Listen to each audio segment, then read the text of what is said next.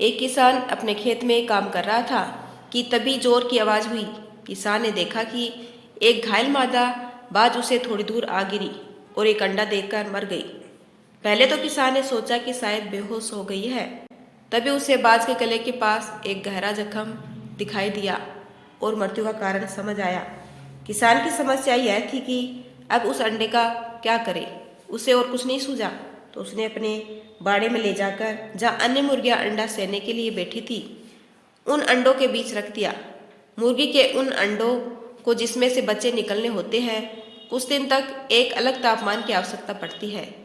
तब मुर्गी अपने अंडों के ऊपर बैठ जाती है और अंडों को अपने पंखों से ढककर रखती है, जिससे मुर्गी के शरीर की गर्मी से अंडों का तापमान गर्म रहता है। इस प्रक्रिया को अंडे सना कहते हैं। समय अनुसार उन अंडों से एक एक करके बच्चे निकले। बाज के अंडे से भी बच्चा निकला।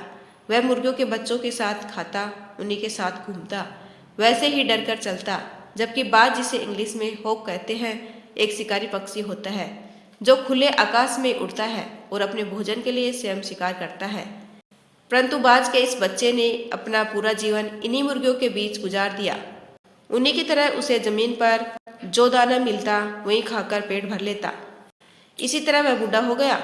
एक दिन उसे आकाश में एक बाज उड़ता दिखाई दिया। बाज एक शक्तिशाली एवं उच्च उड़ान वाला पक्षी होता है।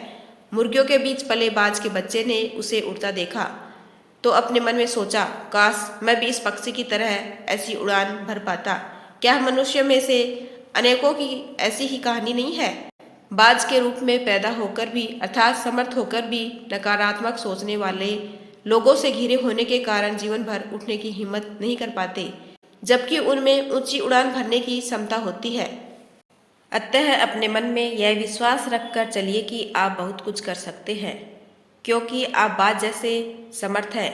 आप में अपूर्व क्षमताएं हैं। बस नकारात्मक लोगों से बचकर रहिए।